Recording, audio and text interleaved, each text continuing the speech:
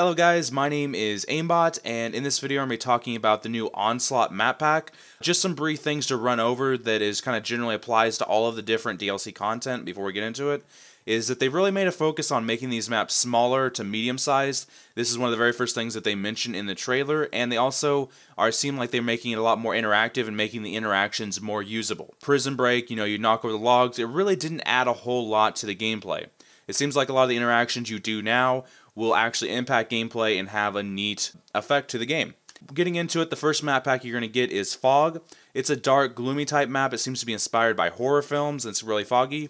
Bayview, it's going to be a quaint boardwalk map. It's going to be mid-sized and have an interactive trolley. Then you're going to have Containment. It's going to be set in Mexico. It's one of the larger maps and also has a lot of different levels. And Ignition, which is going to be an old fan favorite from Modern Warfare 2 as Scrapyard. Also included in the first DLC map pack is the Maverick assault rifle, and it also couples as a sniper rifle if you put the kit on it. Alright, the first map we're going to talk about is Fog.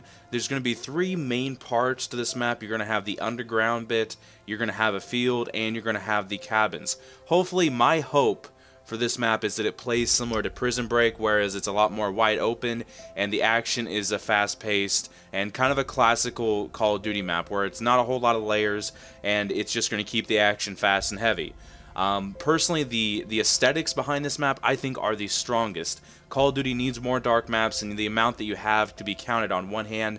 So the fog and the darkness, I think these are great elements for first-person shooters and makes it not so repetitive. One of the unique aspects of this is that you'll be able to play as Michael Myers if you get a special field order, which is kind of a reskinned Maniac. It's going to kind of play the same, but it's going to have a whole new feel to it.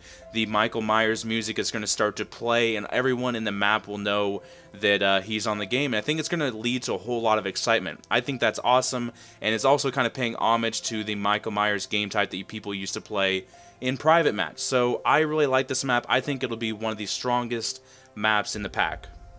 Alright, the next map we're going to talk about is Bayview. This is going to be a medium-sized map, and as long as you can't really climb up into too many of these buildings, like I noticed that there's a lot of buildings within this map, as long as you can't climb up into them, I feel like this will be a really strong map because obviously I think that it needs to really be 2 layers, like maybe a couple that you can climb up into, but most of the action needs to stay on the ground floor, and that's how you're going to create a good map with good flow. If you can climb up into too many of these buildings, I feel like that will ruin it.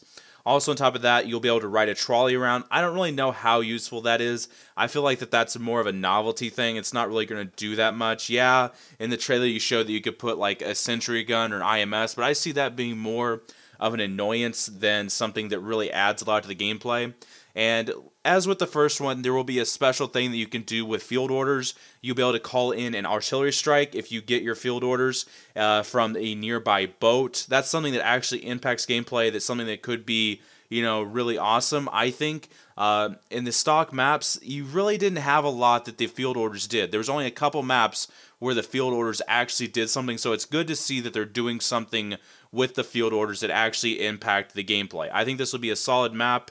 Alright, the next map we're going to be talking about will be Containment. It appears to be the largest map in the this DLC. I don't think that it will be one of the stronger ones just because it appears to have a bunch of different layers. It appears to have a lot of buildings you can kind of climb up into. And one of the special things about this map, though, is that there will be a radioactive missile in the very middle of the map that will be on the bridge. If you call in a field order, you'll be able to get a mortar strike that will blow up the radioactive missile and destroy the bridge and everyone in the very center of the map, or within the vicinity of the explosion. I personally think this will be one of the weakest in the map pack just because it is probably the biggest one and has so many different layers. I just feel like that the action won't be as fast as they are in the other maps, which I don't think really leads to a really good Call of Duty map. I could be wrong about this. The way that it seems to be laid out, maybe there's a lot of conflict in the middle over the riverbed and people, trying to get across it to the other side. So it could be interesting. I could be wrong about that, but I do think it will be the weakest map that's going to be in this DLC.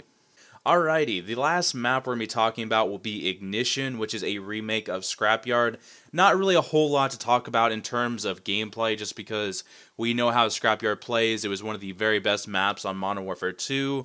Very close, very tight action, so that's going to be awesome. One of the big differences between this and the Modern Warfare 2 version is there's going to actually be an underground part for the map, which the Modern Warfare 2 version didn't have. But this is also going to be playing into the field order for this map. The field order for this map, you'll be able to call in a test rocket that will obliterate anybody that is underground. So it'll basically just steer you to a coal. That's about all I got to say about this map. I think everyone pretty much knows what to expect from that map. It's just going to look different and play slightly different because of the underground part, but for the most part, we know how that's going to play. Also included in this DLC will be a gun called the Maverick.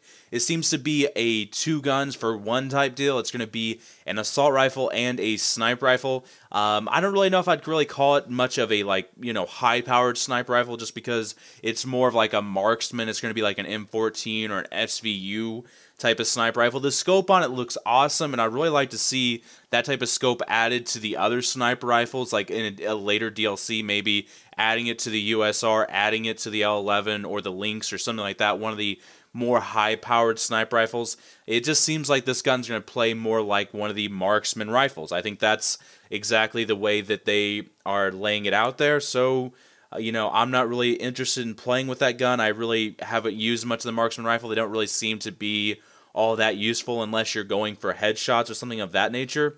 So, yeah, it looks like an awesome weapon. I guess I'll have to give it a try. Maybe it'll change my mind. Alright, hope you guys enjoyed this video. If you did, be sure to leave a like. If you're new around here or never been to our channel, we're going to be uploading a lot of Call of Duty Ghosts content, so be sure to drop a subscription. Later, guys.